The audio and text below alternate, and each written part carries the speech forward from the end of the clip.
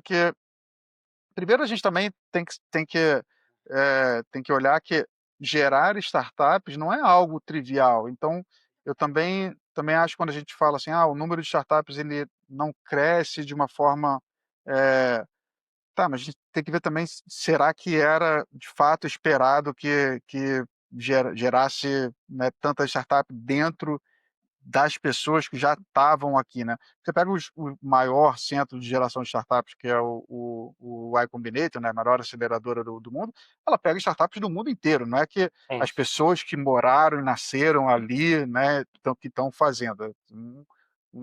Eles são simplesmente o maior do mundo e recebem praticamente todas as startups, né, relevantes vão submeter para lá.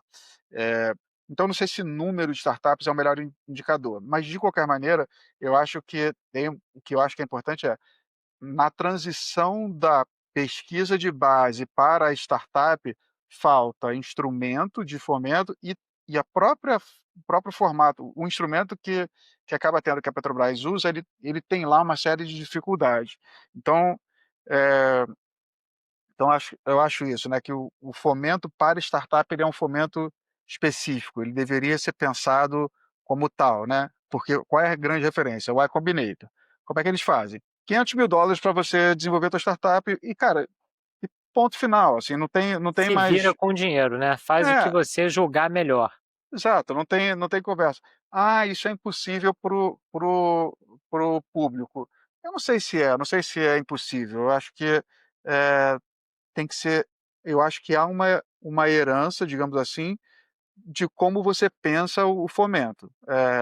Eu acho que a minha cabeça sempre quando a gente está falando de regulação e de cumprir regras, trata-se sempre de você colocar se você parar para pensar nas regras, né, ou seja, o que que pode, o que que não pode, o que que é realmente contra a lei, o que que é porque as regras todas elas acabam existindo para que você não venha fazer algum tipo de mau uso do recurso público. Tá bom, mas você tem 1000 formas de fazer isso, não é só dizendo que você não pode contratar consultoria que você vai vedar. E vamos ser sinceros, quem quer realmente fazer de cabo todo, né, de tempos em tempos a gente vê um novo problema, né, agora o recente é essa É, a do questão lá do PCC e etcétera, assim, quem quer fraudar, não importa a quantidade de regras, ele vai fraudar de alguma maneira. Então, isso tem que ser visto, né, assim, como é que eu faço regras que cabem dentro da lógica de startup, né. Eu acho que é um pouco por aí. essa questão do financiamento desse dinheiro ANP vai ser uma guerra sem fim. Eu já tive esses projetos e realmente eles são bastante amarrados, até para um laboratório de P&D universitário, imagina para uma startup. Seja bem-vindo ao Pipeline Brasil, o podcast que conecta ciência, indústria e inovação. Aqui celebramos as mentes inquietas, as ideias que transformam e os caminhos que constroem uma indústria mais forte, sustentável e brasileira. Aqui serão apresentadas discussões técnicas, trajetórias inspiradoras, tendências que impulsionam a nossa indústria e reflexões que inspiram quem acredita no poder do conhecimento para mudar realidades, sempre com rigor, clareza e visão estratégica. Pipeline Brasil, a voz de quem faz ciência acontecer e transforma o país.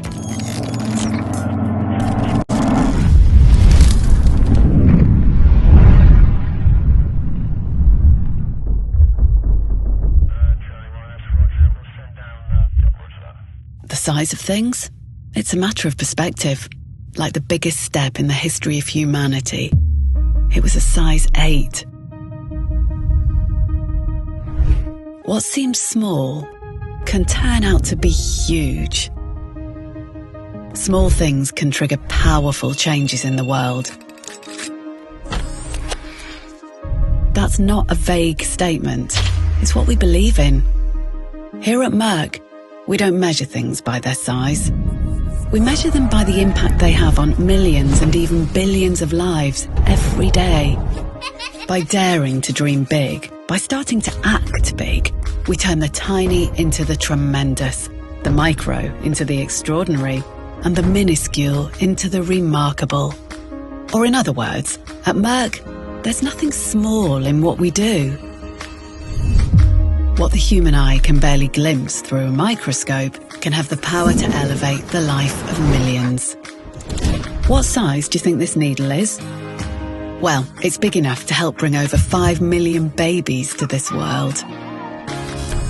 We help to create this atomic-sized marvel, the fabric of our future, paving the way for artificial intelligence that could change the course of mankind more than any other thing ever did. At Merck, every idea begins with a joint vision, fueled by hours and hours of hard work and dedication, and sometimes too much coffee. With every idea, every improvement, every innovation, we turn the microscopic into the awesome. We turn the small into the big. At Merck, we spark discoveries to elevate humanity.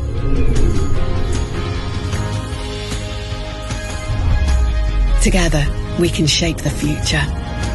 Let's collaborate to take bold steps that will drive transformative change, making a lasting impact for generations to come.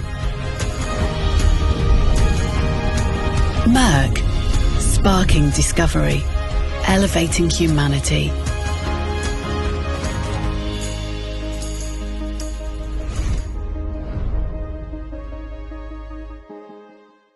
Acelere suas pesquisas com os melhores produtos químicos. Acesse sigmaaldis.com.br/chemstock e use o código promocional TWV no seu carrinho de compras para aproveitar até 72% de desconto. Não perca as ofertas exclusivas da Chemstock 2025, uma iniciativa da Merck para apoiar a comunidade científica brasileira.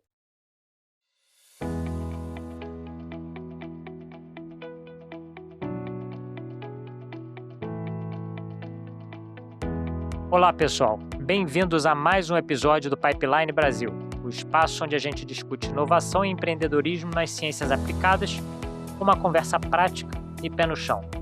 Hoje eu recebo Marco Chaves Martins, gerente executivo da incubadora de empresas da COP UFRJ e membro do Comitê de Inovação da Universidade, para falarmos um pouco sobre o ecossistema de inovação no Rio de Janeiro, o que está travando, quais são as vocações reais do nosso estado e como a gente cria massa crítica para transformar pesquisa em empresa. Você trabalha com ciência, tecnologia, deep tech, biotech ou quer empreender? Esse episódio é para você. Bora lá?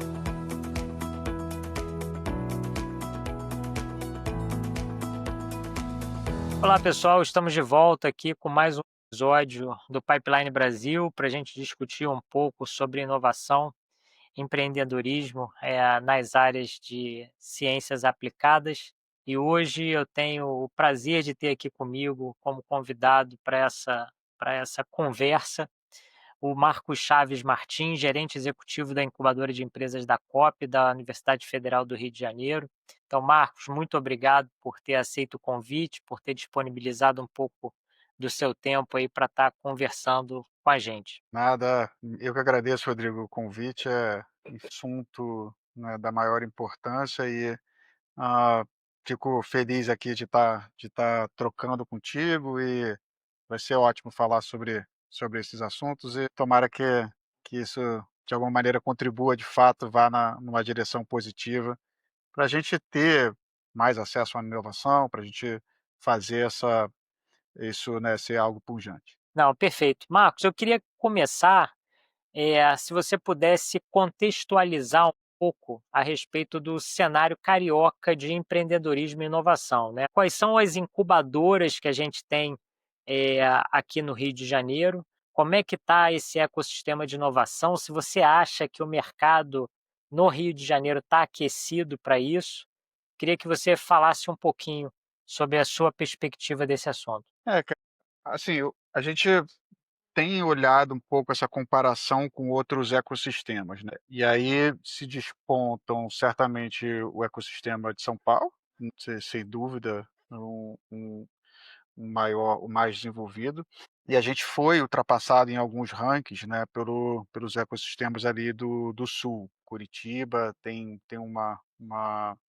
uma grande relevância hoje, e Santa Catarina tem o estado, né, como todos tem feito um trabalho impressionante.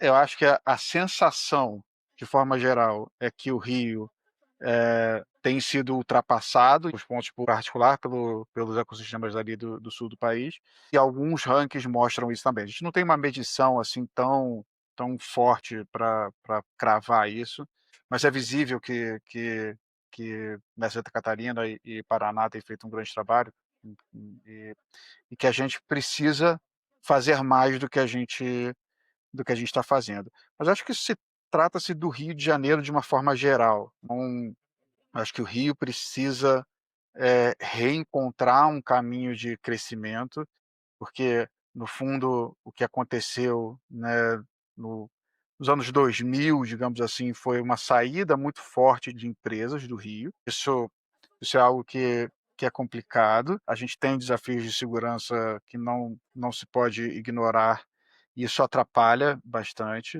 A parte industrial do Rio também foi saindo pouco por causa disso. Então acho que são desafios, importantes. O que que a gente tem de bom, do ponto de vista de inovação ainda, né? Uma matéria-prima que são mentes e, universidades que continuam aí. A UFRJ não vai se mudar, né? A UFRJ não vai migrar para São Paulo, a PUC do Rio não vai migrar para São Paulo. E esses centros de produção de conhecimento, eles continuam, né, com incubadoras, e ambientes de inovação que ainda estão presentes. O que eu acho que a gente precisa trabalhar, e a gente tem feito um pouco, né, caminhado um pouco nesse sentido, é encontrar vocações para o Rio. Enfim, de repente a gente vai discutir isso um pouco aqui hoje. Quais são essas vocações do Rio de Janeiro e onde estão as rotas de crescimento econômico, que, de alguma maneira, deveria ser para onde a gente está levando inovação e vice-versa, né? Acho que a inovação, por um lado, ela acompanha o que o mercado e a economia aponta, e, por outro lado, ela mostra rotas para de desenvolvimento econômico. Não, sem dúvida. Eu tiraria até a São Paulo desse Essa ranking, comparação, porque né?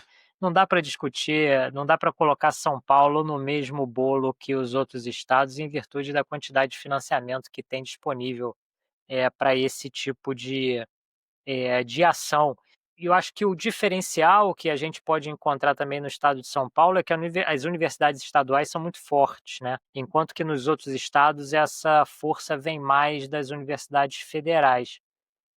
E o que você mencionou a respeito do sul do Brasil é muito interessante, porque eu também tenho visto um movimento muito forte da Universidade Federal do Rio Grande do Sul na área de inovação. Então, assim, eu acho que nos próximos anos a gente vai ver muita coisa surgindo no Rio Grande do Sul. E é bom, né, no final das contas, porque faz também com que a gente se motive cada vez mais a estar produzindo mais para poder se manter no mesmo passo que essas outras universidades. Você mencionou uma coisa muito interessante e eu vou concordar com você. A gente precisa entender, visto que não há financiamento para tudo, nem para todos dentro do Rio de Janeiro, a gente precisa entender qual é a nossa vocação, né? Existe algum estudo sendo feito ou que já tenha sido feito para poder mapear essas áreas dentro do estado do Rio de Janeiro, ou até da cidade do Rio de Janeiro, para que a gente possa ter uma clareza maior daquilo que é possível de ser financiado a título de um retorno mais rápido para o investimento? Olha, o que a gente acho que, primeiro, por um lado, isso tem algumas coisas que naturalmente, já estão dadas, né. Então, a parte de petróleo, portanto, a parte de energia, é uma questão que, por uma questão natural geográfica, ela está presente no Rio de Janeiro. E eu acho que não se trata de escolher também muitas vocações. Eu acho que a gente tem que ter uma perspectiva de que não é que a gente esteja, digamos, né, uma flexibilidade estratégica gigante, que a gente tem aqui uma grande quantidade, por isso a gente tem que de possíveis estratégias, né, e por isso a gente tem que fazer um estudo muito muito, prolongado nisso. Acho que, na verdade, é o contrário, né, a gente está tendo que lutar contra um esvaziamento econômico do estado e da cidade, a gente tem que olhar para o que está mais visível de que são rotas possíveis. E aí, para mim, se destacam 3 rotas, possíveis. Uma é essa de energia, que eu acho que já está clara e de alguma maneira está um pouco mais, desenvolvida, eu diria. Já tem algum nível de coordenação de esforços nesse sentido.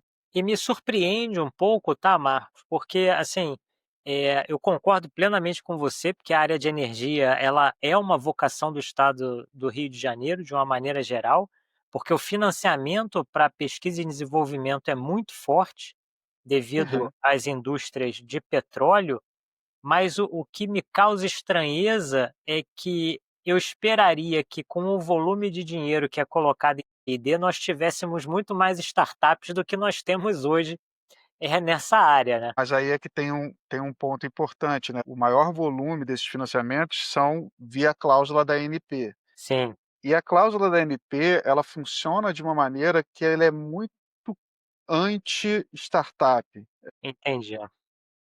Não é que é anti-startup, tem até os programas que a ANP permite, é um programa de empreendedorismo, né, que a Petrobras utiliza para fazer o Conexões Petrobras. Mas se você olhar lá a cláusula da ANP, ela vai te mostrar que a startup ela vai precisar seguir as mesmas regras de outros projetos de P&D. Que isso significa? Que você não pode contratar um monte de coisa, que você tem uma prestação de contas violenta, que você está ali o tempo inteiro com o Ministério Público podendo estar. E não estou dizendo que a fiscalização, a parte de fiscalização, eu acho que é a menos problemática. Mas essas restrições do que você. Engessa, né, engessa o projeto. Exatamente. Esse engessamento, ele é complexo, ele é, digamos assim, ele vai em posição ao que uma startup precisa, no sentido de rapidez, né. É basicamente assim, se você na hora que você sabe explicar, com todas as letras, tudo que você vai fazer para, poxa, promover aquela inovação e não tem dúvida, e você não vai fugir do plano e etcétera, bom, aquilo deixou de ser uma inovação que uma startup vai Você não num ia espaço precisar estar pedindo dinheiro para eles, né, ia ter exato, outras pessoas querendo investir. é É um verdade. nível né, tirar a incerteza que quando você está nele, você já não está mais nesse universo da startup. Ou melhor, alguém já fez na frente com outros tipos de financiamento, né. Então eu acho que, primeiro a gente também tem que olhar que gerar startups não é algo trivial. Eu também acho que quando a gente fala assim: "Ah, o número de startups ele não cresce de uma forma, eh" tá, mas a gente tem que ver também se será que era de fato esperado que gerasse, né, tanta startup dentro das pessoas que já estavam aqui, né. Você pega o maior centro de geração de startups, que é o Y Combinator, né, a maior aceleradora do mundo, ela pega startups do mundo inteiro, não é que Sim. as pessoas que moraram e nasceram ali, né, que estão fazendo. Eles são simplesmente o maior do mundo e recebem praticamente todas as startups, né, relevantes vão submeter para lá.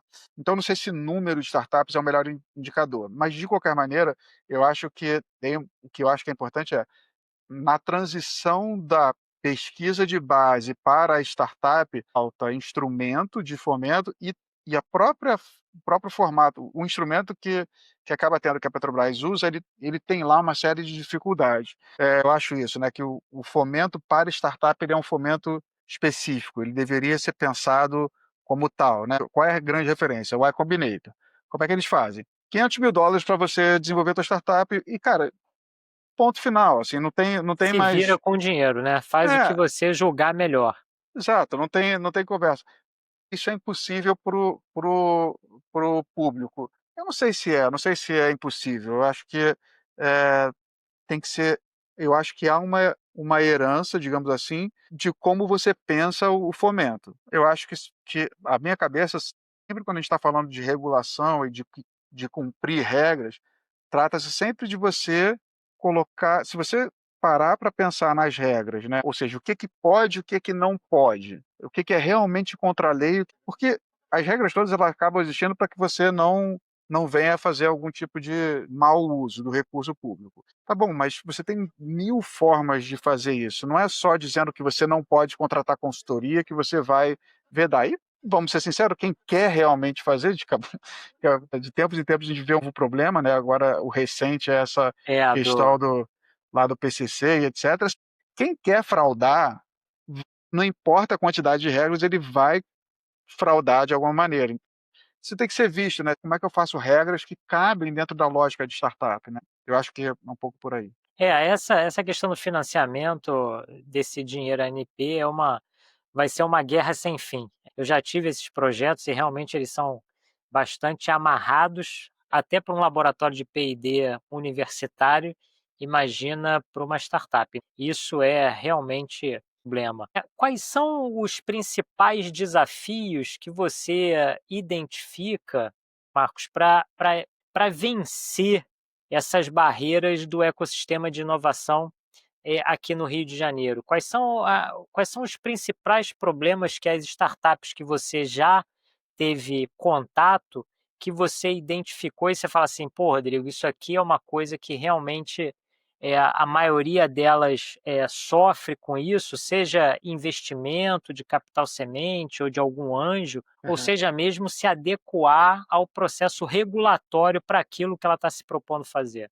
Quando eu estava no meu mestrado, né, e estava já me debruçando sobre startups, teve uma fala de um dos revisores que eu não esqueço, né, a gente estava analisando problemas que acontecem ao você tentar fazer uma startup, e ele estava colocando uma perspectiva que eu achei interessante, que é assim, mas parece que há uma surpresa de você encontrar problemas na hora de fazer uma startup. Isso não é surpresa alguma, né? Na verdade, você geralmente fala que você está caminhando no sentido inverso da entropia lá. Você está tentando botar as coisas de pé e as coisas tendem É a, des- verdade. a estarem desordenadas, né? Então, problemas não faltam, digamos assim. Você vai encontrar problemas de todas as naturezas, né? Eu acho que assim, na minha cabeça está um pouco mais assim, tá, como que ajuda, né? Quais são as coisas que ajudam?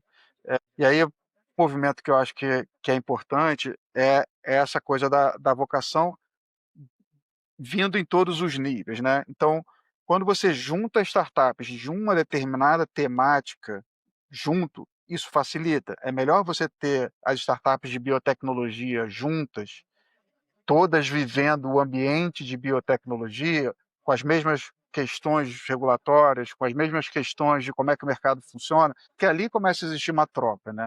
E ali você começa a ter a possibilidade de pessoas vivendo os mesmos problemas e podendo se ajudar, e com isso os mecanismos que apoiam também começando a ter repetição, né, das coisas que acontecem. Então acho que para mim volta um pouco a essa temática que a gente falou, que tá, quais são, em primeiro lugar, as vocações. O que que a gente fez na incubadora da COP? A gente elegeu 3 principais vocações, energia é uma delas, como não poderia deixar de ser, inteligência artificial, por N razões, mas Tem que tudo ser. no nosso caso foi olhando um pouco para as startups que já se formaram lá, para os movimentos de mercado que a gente entende que são relevantes e também para as competências da UFRJ, onde há visíveis competências, né. Ao mesmo tempo, olhando um pouco para o Rio, tá, aqui tem um pouco de uma proposição de quais são as vocações que a gente enxerga para o Rio de Janeiro também.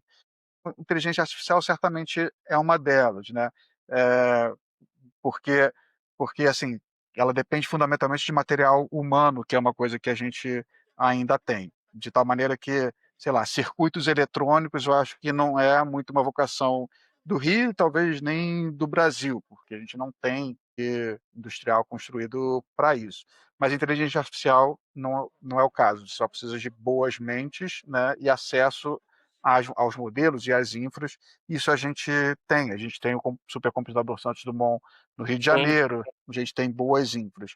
E a parte de biotecnologia, né, biotech e health tech, também porque eu acho que nes nessa pensar o setor da saúde e de bio, tem um pouco da ideia de que, assim, aconteça o que acontecer, a gente nunca vai exportar o doente, né, então a gente nunca sim. então a gente vai ter que continuar tratando, da saúde das pessoas e eu acho que a parte de bio, de uma forma geral, ela é importante no Rio, né, o Rio tem uma uma uma coisa presente, que é essa coisa da natureza e, portanto, da biodiversidade, e ao mesmo tempo você tem excelentes, pesquisadores nessas áreas, né. Você é um grande exemplo disso, né. Então você tem também material humano, infraestrutura de pesquisa e razões para você ter esse tipo de tecnologia no estado e na cidade. Então essas foram 3 vocações que a gente escolheu e é quase que como se fosse também uma proposição de vocações para a nossa cidade, para o nosso estado. E aí eu acho que a partir daí, você começa a poder aglutinar as coisas, porque quais são as dores, quais são as principais dificuldades de quem está empreendendo, né? Obviamente, capital, tecnologia, time, acho que são as principais. Aí você vai falar da ideia ali, etc, do mercado, mas no fundo o mercado é a ideia é uma coisa que vai se transformando e o mercado tem um pouco, né, quando você vem de fora para dentro, ou seja, você descobre uma necessidade de mercado e traz, ou você ir de dentro para fora, você tem uma tecnologia e vai fazer a adaptação dela ao mercado. Mas então, claro, o mercado é para todo mundo, meio que não precisa a gente, faz parte, não precisa a gente parar pra pensar tanto. As outras, são onde a gente pode tentar atuar, né. Eu acho que juntar as pessoas numa temática ajuda inclusive a essa coisa do mercado. Quando você começa a transmitir para as pessoas que ali você está fazendo aquele tipo de tecnologia, fica mais fácil de fazer as interações. Só desculpa te interromper. Eu acho que a ideia de você unir as empresas também é muito interessante, porque você mostra para o mercado que não é um passarinho sozinho que está cantando, que existe uma Exato. massa crítica de pessoas empreendendo naquela área, e eu acho que acaba dando mais credibilidade ainda para o movimento, né. E eu acho que, assim, mesmo que a gente não fale isso o tempo todo, uma coisa que é presente nos movimentos de startup é que aquilo é incerto. Então, qualquer pessoa que vai engajar com uma startup, ela sabe que por ser uma startup, ela ainda não venceu todas as barreiras, então ainda tem muita incerteza ali. Por mais que ela não fale assim, ah, poxa, hoje vou sair, vou encontrar com uma startup, eu sei que vou encontrar com incertezas, né? Ele não expressa isso dessa forma, mas na cabeça dele ele sabe que ele vai encontrar com uma empresa. Mas então, se ele vai para um ambiente onde tem várias, querendo ou não, mentalmente você sabe que aquela incerteza ela está mais espalhada. A tua esperança, a tua expectativa de que aquilo se reverta positivamente, ela naturalmente aumenta, né. Mas o que eu ia completar só para fechar a tua pergunta, acho que a maior dificuldade no fundo é, como é que você faz para chegar até o ponto onde ou você tem cliente ou você tem, visivelmente atração de capital. Porque esse capital aqui anterior, que tem a ver um pouco do que a gente estava falando com as verbas de fomento lá, ele é um capital que eu tenho chamado eu tenho dito assim, né, ele não é capital de risco, porque capital de risco você pressupõe que você consegue estimar Sim. alguma coisa de risco, né. Mesmo que ele não esteja ali calculado, você consegue enxergar: "Tá, eu entendo que se isso aqui acontecer vai dar certo".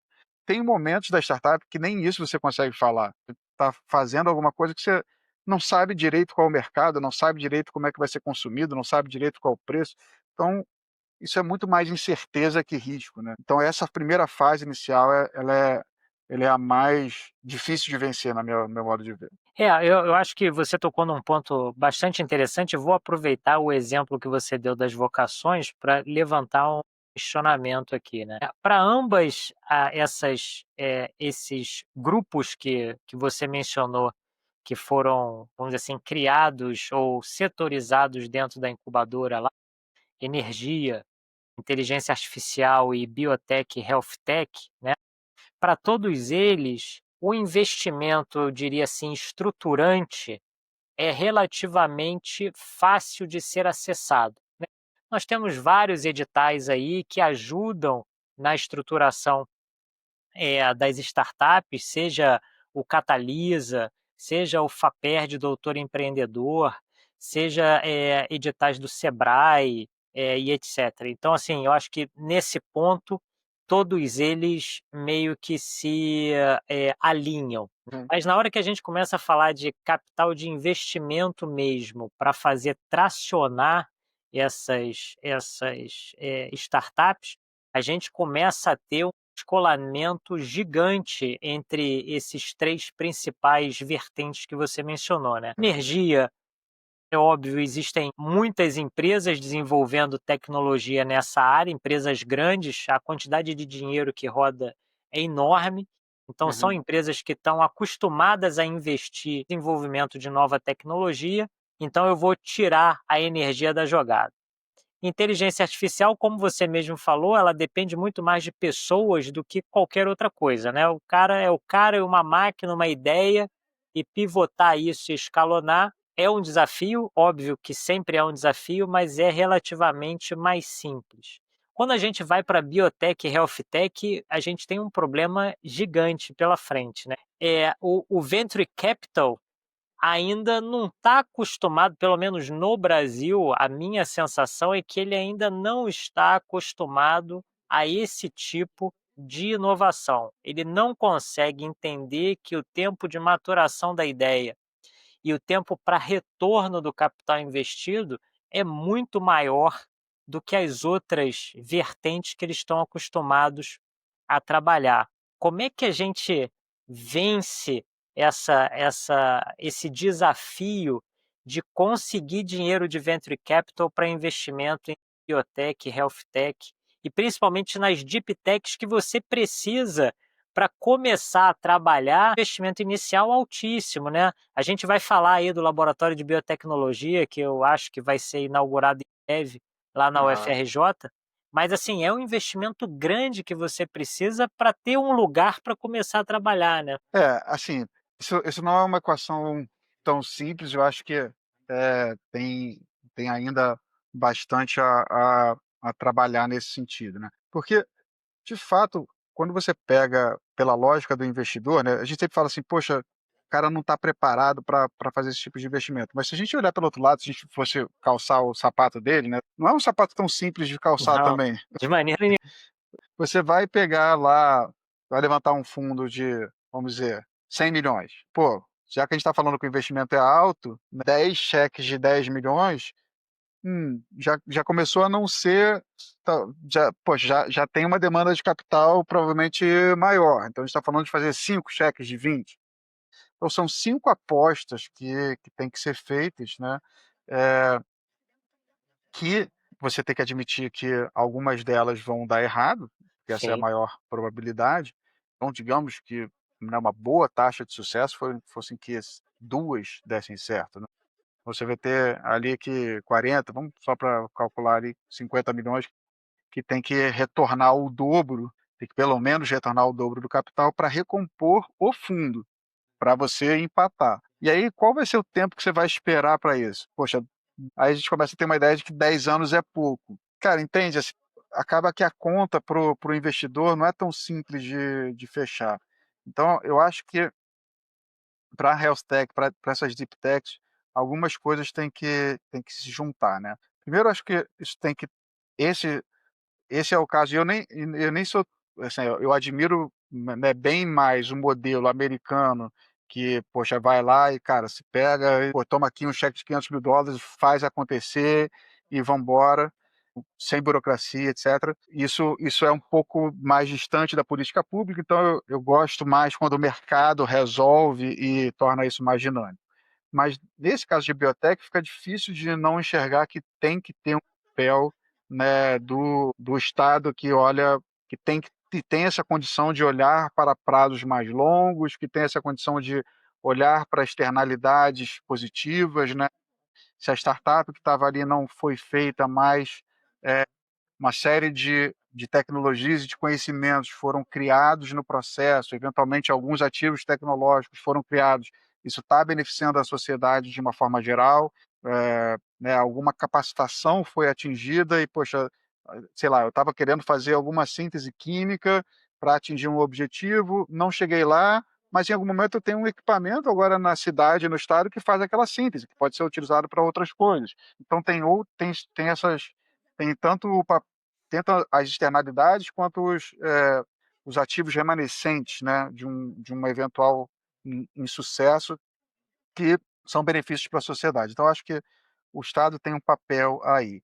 Do outro lado, eu acho que fica muito difícil de não pensar nas grandes farmas nas grandes empresas que já estão alavancadas, né. Então acho que é importante que a gente nesse setor, e a gente está começando a fazer um pouco isso lá na incubadora, de mapear a rede, né, de biotecnologia. É importante que as empresas desse setor estejam engajadas nesse processo, porque elas têm, primeiro, o know-how já mais avançado e a capacidade de alavancagem, de fazer as apostas no momento certo. E aí, terceiro, assim, se o empreendedor já é, né, vestido de uma certa coisa de heróica, digamos assim, o empreendedor dessa área tem que ser ainda mais, né? Ele tem que ser É assim, verdade. cara, ele tem que conseguir ver mais longe e falar assim, cara, essa molécula que eu estou fazendo aqui muda a história, muda a coisa, né? Ela é importante pra caramba por causa disso, e ele tem que ser capaz de porque aqui digamos, no mundo do software, é mais fácil você pegar e falar: "Cara, eu não vou nem parar muito tempo para pensar e vou pegar, experimentar e fazer e etcétera". Acho que tem sempre um espaço para isso em todos os setores, mas o nível de especialidade, né, de conhecimento que alguém que precisa para alguém numa área de biotech, até para ele poder ver mais longe, enxergar: "Cara, vai ser um super investimento, mas vai dar certo", ou seja, a exigência em cima do empreendedor, ela é maior, né. Isso vai tanto em termos de conhecimento quanto de ousadia. Eu acho que é uma composição de fatores que a gente precisa olhar nesse mercado que é mais complexo. É, não, sem dúvida, eu concordo plenamente com você. O que eu acho que, não ajuda muito o empreendedor de uma maneira geral é a maturidade do ecossistema de inovação, né. É tudo muito É. novo, então até para o investidor, na hora que ele olha, o investidor a primeira coisa não vou dizer que é a primeira coisa, mas uma coisa que ele está à procura é de pontos de referência, né. Deixa eu olhar para ver qual foi a startup que dessa área que despontou e virou um grande unicórnio ou um grande caso de sucesso. E na hora que você vai olhar para o ecossistema brasileiro de uma maneira geral, você não tem tantos exemplos assim, né. Então o cara deve ficar até um pouco reticente, o investidor, de olhar e falar assim: "Cara, será que eu vou nessa direção? Será que eu vou apostar nisso?", né. Então eu concordo com você, a gente precisa, na verdade, de tempo também, né, para poder maturar as ideias e ter mais casos para que isso possa mostrar que é um caminho relevante a ser seguido. E quando fala de farmacêutica, tem um problema adicional também, né, que é você, eh, fazer o produto e fazer o cara entender que mesmo depois de você ter o produto na mão, você ainda vai precisar de 2, 3 anos só para aprovar na Anvisa, né, aonde você não vai gerar caixa. Você Aham. vai ficar esperando a aprovação sem gerar caixa daquele investimento. O cronograma seu de produção e de botar no mercado, ele tem um lei regulatório que é importante, principalmente para a área de health tech e biotech, né. E essa é uma área que não é exclusividade do Brasil, né, todo o ambiente Sim, regulatório dessa área é complexo, né. Então acho que não, sem dúvida. certamente tem o que fazer para melhorar, né, mas de fato, né, a gente está mexendo com saúde, então não é tão trivial. Mas enfim, mas eu acho que é uma área estratégica demais para que a gente não abrace ela, de maneira, né, de uma forma, substancial. Pouco do que a gente está falando aqui, eu acho que é um caminho, né, vamos juntar as forças. Isso eu acho que é um movimento importante. Tem uma pessoa que me procurou há um pouco tempo atrás, que é a Luana, que fundou, digamos assim, um movimento, no Rio de Janeiro, de networking em torno de AI. E o discurso que ela estava fazendo para mim era algo, e aí chamou isso de AI Saloon, né, então tem um grupo que está se encontrando uma vez por mês primeiro Legal. para se encontrar, segundo, e aí tem uma agenda lá e tal. Na semana passada eu tive lá com eles, falando do hackathon, semana retrasada, estive lá com eles falando do hackathon de inteligência artificial que a gente está fazendo. Teve também a Tatiana Roque, né, secretária de Sim, Ciência sim. e Tecnologia, etcétera. Você começa a juntar as pessoas. E o discurso que ela estava falando para mim, né, a maneira como ela apresentou a ideia, eu gostei, porque eu concordo com o ponto dela, que é: "Olha, isso nos Estados Unidos é algo muito natural, de fazer networking, e a gente não tem tanto isso. Eu estou vindo aqui do Vale, tive uma experiência aqui no Vale do Silício, estou morando nos Estados Unidos há uns 10 anos, alguma coisa assim, estou voltando para o Brasil e queria trazer isso. E eu acho que isso é verdade, né? E eu acho que o Rio tem. Eu estava falando com um empreendedor hoje, ele falou, pô, eu estava em São Paulo, e aí, cara, os caras são muito mais diretos, né? Não tem essa coisa assim do carioca que tem que fazer um certo mise-en-scène, até falar de negócio, né? Tem um certo protocolo que você tem que, de alguma forma, sei lá, bater papo antes de ir aos finalmente. Até isso, talvez a gente tenha que incorporar um pouco mais. Mas eu acho que essa coisa do network ele é para o brasileiro, de uma forma geral. A gente tem um pouco de dificuldade dessa coisa de falar, cara, É. eu estou aqui, estou fazendo isso, meu interesse é esse, e, poxa, né, essa agenda aqui é a que me interessa. Então, eu estava falando isso para falar que tem um movimento que não custa exatamente rios de dinheiro e que faz parte dessa construção, que eu acho que é de juntar as pessoas. Pô, a Fiocruz é uma força importante. É criar a cultura da inovação, né? Criar a cultura dessa troca que vai acabar gerando inovação, mas juntar as pessoas, ver o que cada um está fazendo, começar a criar esses laços de confiança, começar a fazer coisas junto. Ah, vamos fazer uma coisa junto aqui, porque quando você trabalha com alguém, você cria um nível de intimidade bem diferente, né? Assim, uma Sim. coisa é você, poxa, conheço a pessoa, conversa, etc. Vai trabalhar com a pessoa ali você vê como é que as coisas funcionam. Então, acho que a gente tem que aglutinar mais as forças, sabe? Não, sem dúvida. Marcos, eu queria que você contasse um pouco para a gente sobre a incubadora de empresas da COP, qual é o papel dela dentro da UFRJ e se existem outras incubadoras nas outras universidades federais do Rio de Janeiro e como é que se elas existem, como essas incubadoras estão. Eu sei que a PUC é muito forte na área de inovação, mas eu escuto falar pouco das outras incubadoras de empresas nas outras universidades. A gente tem um grupo chamado REINC, né, que reúne as incubadoras do Rio de Janeiro. E são várias, tá? O Cefet tem a dela, a UF tem a dela, a Unirio estava montando a dela, se não me engano. O Thiago Renault, que foi uma pessoa que conviveu muito no FRJ, já de ter se encontrado só poucas vezes, acho que ele está no papel lá de diretor do NIT e se eu entendi bem, estava formando uma incubadora. Então, acho que elas estão aí. A questão, eu acho que é muito essa, né? Primeiro, qual é o papel da incubadora? Quais são os limites de atuação dela também? Se coloca às vezes, uma expectativa tanto exagerada, eu acho, no mecanismo de desenvolvimento ali, e principalmente como é que a gente, assim, como é que elas estão do ponto de vista de se financiar, né? Qual o modelo financeiro Sim. que está por trás das incubadoras? E aí eu acho que tem só que não é tão fácil de desatar. Tentando cobrir esses pontos que eu mencionei, né? Primeiro teve uma provocação há muitos anos atrás, estava no mestrado, e a gente eu fui num encontro, era alguém do Vale do Silício que veio para palestrar, não lembro, e alguém era em Minas, né? E aí teve uma pergunta lá enfim, do público, e a pessoa fez um discurso meio assim, né? Olha, Belo Horizonte tem tantos mil habitantes, tem apenas tantas incubadoras, né? O que você acha disso? E com a expectativa que o convidado, que o palestrante fosse descascar, né? Como a gente mais ou menos gosta, né? De criticar o que a gente tem.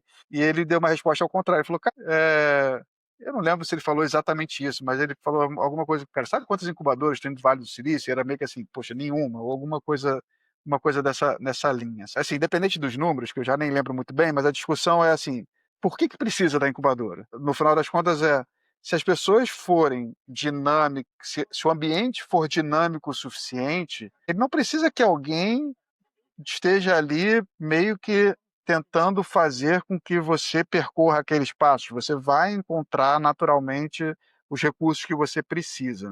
Não estou dizendo, longe de mim dizer que a incubadora não é necessária, mas é só dizer que medida, né, qual é o papel dela.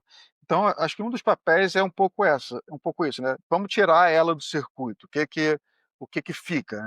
Bom, as pessoas vão empreender, elas querem empreender, elas vão ter essas atividades, elas vão acabar arrumando um ponto de encontro, elas vão acabar se aglutinando de alguma forma, porque todo mundo, né, todas as atividades que acabam acontecendo, elas acabam passando por certos ambientes. Eu acho que o primeiro papel dela é um pouco esse, é aglutinar, os esforços em torno de empreendedorismo. Acho que uma coisa que a gente tem que sair um pouco da cabeça é que esse é o princípio, né, da coisa, de tá, eu junto aqui as pessoas e eu começo a fazer com que essa atividade que era isolada comece a ser uma atividade mais coletiva e com isso eu trago benefícios para isso, né, eu consigo fazer esse tipo de coisa que a gente estava falando, eu consigo ir para alguém e falar: "Olha, eu tenho 10 startups de biotecnologia", é mais fácil do que essa pessoa encontrar isoladamente. Agora, o que que ela não é e não tem condição de ser? Ela não é um centro de serviços compartilhado, onde você vai lá e, sabe, onde como se ela enxertasse na startup tudo que você não consegue ter. Como se Isso ela ninguém terceirizasse serviços da startup, né? é, isso ninguém consegue fazer, não é Sim, só que a incubadora não consegue fazer, não existe instrumento que faça isso. Você tem algumas coisas, mas não é centro de serviços compartilhado, não é que você não vai precisar cuidar do teu caixa, não é que você não vai precisar contratar. Então, é um facilitador, eu diria. Tem pessoas que chegam lá na incubadora falando assim: "Olha, eu tive essa ideia e eu queria que a Cop desenvolvesse". Aí você tem que explicar para ele: "Não, cara, é você que quer desenvolver e a gente está aqui para te ajudar". E a questão do financeiro ela é importante, né, de qualquer incubadora universitária, porque as incubadoras foram criadas ali no final da década de 90 e a incubadora da Coop foi uma pioneira nesse sentido, mas assim, ela foi criada por uma iniciativa dessa tipicamente brasileira que é, sabe, as pessoas olharam lá e falou: "Cara, isso aqui faz sentido, vamos fazer? Vamos", aí chama: "Ah, que você faz isso, eu faço aquilo, vamos fazer", juntou, começou a fazer. Mas isso não é uma política nem da universidade, ela agora começa a ser, por causa da política de inovação, ela acabou sendo reconhecida, mas ela não é uma ela é emergente, ela não veio de top down, né. Então você não tem as incubadoras nos orçamentos da universidade, né, e é. portanto não está no orçamento federal também. Eu não sei se deveria estar, eu só estou dizendo que não está. Então você precisa pensar como é que financia esse troço, principalmente por ser uma universidade pública, porque de novo, né, vamos lá para a referência maior que é o Y Combinator lá. Ele coloca lá $500.000 na startup, só que ele fica com um percentual da empresa. Sim, Se eu colocar se mesmo que eu tivesse o cheque para colocar, e eu vou estar trazendo uma complexidade muito grande ao colocar enorme, o governo para dentro da tua startup. Você enorme. passaria a ser então a gente tem que pensar um pouco o modelo, né. O modelo que eu acho que ficou que eu acho que serve de inspiração é do InovaHC. Eu acho que ele não resolveu tudo, mas ele aponta numa direção interessante e a gente está querendo fazer alguns testes nesse sentido. Ele aponta numa direção de parceria público-privado. Não é isso que Sim, ele fez uma chamada pública e teve uma pessoa que assumiu a gestão do espaço como um todo, mas esse que assumiu é um ente privado que consegue fazer o jogo privado, que é, para umas startups eu vou oferecer aqui um programa X, que eu não tenho equity, que é o padrão para todo mundo, que é o serviço, né, quase que o serviço público que está ali. Para outras, eu vou oferecer alguma coisa especial e para essas eu vou ter um deal diferente. Ou seja, eu consigo trazer, né, essa relação de tomar risco e ter o prêmio do risco que o público não consegue fazer. Então eu vejo um pouco por aí, sabe. Eu acho que a gente tem que conseguir trazer, eh uma dimensão privada para dentro de uma organização que é pública e que não vai deixar de ser e que não deve deixar de ser. Então eu acho que por aí a gente tem alguns caminhos. é, o que você mencionou no início da sua fala a respeito se é necessário ter várias incubadoras, etc., eu concordo com você. Eu acho que o papel das incubadoras ele vai diminuindo conforme a maturidade do ecossistema vai aumentando, né? O problema é É, que, inicialmente, como ninguém sabe como começar, não existe o know-how a respeito daquilo, né? Você precisa de mais ajuda para fazer as coisas começarem a andar. Conforme o ecossistema vai amadurecendo, vai ficando mais fácil das coisas rodarem sem a necessidade de uma incubadora ou de alguma coisa do tipo. Eu acho que a incubadora, ela deve, assim, incubadora como o lugar onde as pessoas se juntam, ela deve continuar sempre existindo, né? Por mais que o cara tenha dito, se é que foi essa mesma frase, que não tinha incubadoras lá, mas tem aceleradoras, tem outros, Sim, sim, outros sim, sim, sim. mecanismos. As pessoas se juntam para fazer as coisas, né? Quando as pessoas estão com objetivos similares, elas se juntam. É só que tem que ser entendido, né? Isso eu lembro também do primeiro edital que teve da FINEP. Não foi o edital da FINEP, não. Foi esse que continua até hoje, que agora era o Startup Rio, mas agora mudou um pouco de nome da FAPERJ. E aí eu lembro que estava falando era o Marcelo. Faltou aqui, agora já lembro do sobrenome dele. Tava falando, ele estava coordenando lá o edital, e as pessoas já estavam ali assim, mas poxa, mas não vai ter dinheiro para isso, mas poxa, não vai ter dinheiro para aquilo. Ele falou, não, peraí, gente, olha só. Você resolveu empreender e você já queria fazer isso. Eu estou te dando uma ajuda para uma coisa que você já queria fazer. O que eu estou querendo dizer é que não dá para perder Marcelo Salim, para não deixar de dar a referência certa. Mas o que eu estou querendo dizer é que não dá para perder a referência que o empreendedor está fazendo o heavy lift, né? Ele que está Sim. pegando e fazendo a grande, o 0 para 1. Ele que está lá trabalhando no sentido inverso da entropia. O resto está, poxa, ajudando, tentando não atrapalhar em primeiro de tudo e ajudando no que pode, mas é um trabalho dele, né? Quando diz o pessoal de São Paulo, corre é dele, né? É Tá verdade. ajudando. E quais são os planos futuros aí para a incubadora lá da COP? O que a gente pode esperar para a incubadora para os próximos anos? Boa. Cara, eu acho que em primeiro lugar, acho que está um pouco isso esse movimento que a gente está fazendo, né? De criar áreas temáticas. E aí, dentro dessas áreas temáticas, a ideia é que existam os programas ali dentro. Dentro de IA, haver um programa só para startups de IA. Dentro de biotech e health tech, haver o programa Legal. só para essas startups. E você começar a dar essa dimensão setorial barra temática para elas, eu acho que isso facilita as coisas. Uma outra coisa que eu venho percebendo, eu tive a oportunidade de fazer uma imersão num programa de aceleração na Alemanha, e aí, no fundo, eu já tinha essa percepção antes, mas ter vivido isso mais de perto aumentou, que eu acho que a gente tem hoje na incubadora, eu acho que não só a incubadora da COP, aí uma confusão entre programa de desenvolvimento e residência. E é melhor a gente fazer essa distinção logo, assim, olha, a residência, porque existe um benefício de você poder estar numa incubadora, né, durante tanto tempo, durante um tempo mais prolongado, só que para a gente que está coordenando a incubadora, fica muito difícil de eu trabalhar com um público que um está há 3 anos, outro está há Sim. 1 ano, o outro está...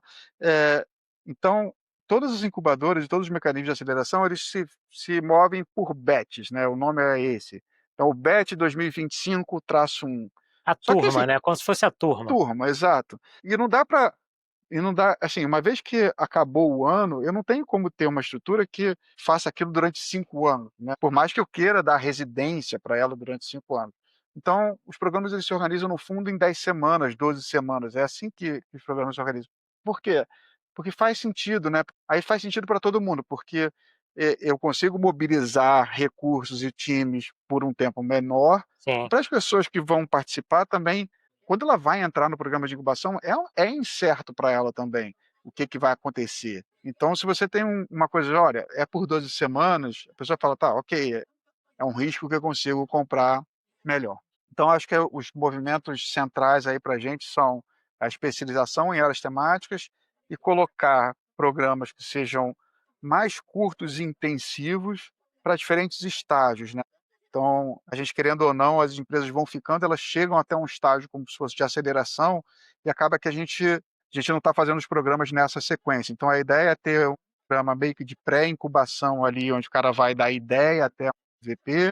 Um segundo programa, que, né, seria realmente a incubação, onde o cara vai do MVP até o Product Market Fit, e um programa de meio que de tração, onde a pessoa vai do Product Market Fit até escalar vendas. E aí, entre um e outro, fica a residência, onde tem junto de coisas menos intensivas acontecendo. Não, legal. Para a gente fechar, né, queria que você deixasse aí o contato para aquele pessoal que reside no Rio de Janeiro, né, porque a incubadora, apesar de ser uma incubadora da UFRJ, ela não é fechada apenas para servidores da UFRJ.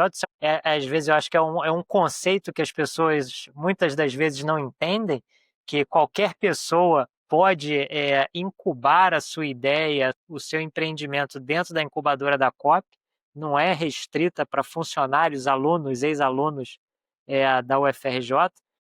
Se a pessoa quiser conversar, entender quais são as possibilidades, com quem que ela entra em contato, qual é o contato que eles devem procurar para Aham. poder falar com vocês lá na incubadora. Maravilha. Só para dar um dado histórico aí, eh, menos de 50%, né, em torno de 40, entre 40 e 50% das empresas que se formaram lá vieram Olha, né, de situações de dentro da universidade, e a outra metade veio de fora, o que é super saudável, né. Então, a gente tem um processo seletivo que ele seleciona 2 vezes ao ano, mas ele também pode ser chamado ad hoc em algumas situações. O processo fica sempre aberto, a pessoa pode ir no site se inscrever, a gente vai olhando, vai entrando em contato com as pessoas que se inscrevem, e 2 vezes por ano a gente faz a seleção, né. Então, geralmente isso acontece em maio e novembro, mais ou menos essa data, para que comece em janeiro ou comece, né, em julho ali. Então, maio e novembro, para que a gente faça o processo seletivo até junho, né, no primeiro semestre, e dezembro no segundo,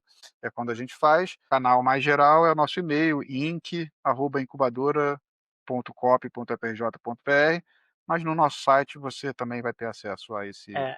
eu vou botar o site e o e-mail de contato aqui na descrição do vídeo para quem quiser entrar em contato. Vale a pena visitar também a incubadores, muito legal. Marcos, queria te agradecer muito pelo seu tempo, conversa. Acho que foi muito interessante para a gente poder entender um pouquinho da cena carioca, do estado do Rio de Janeiro também, do ecossistema de inovação. Obrigado aí pelo seu tempo e espero Imagina. que a incubadora possa gerar ainda mais frutos do que já foram gerados até agora. Maravilha, nossa, na verdade só tenho a agradecer aqui, poxa, eu acho que esse tipo de conversa ela é super importante, e acho que a gente tem que estender isso, né, depois vai ir desdobrando isso em práticas. Também espero que a gente dê cada vez mais frutos, e tenho muita coisa para fazer, e enfim, vamos lá, né, mãos à obra. Perfeito. Obrigado, Marcos. Imagina, valeu Rodrigo.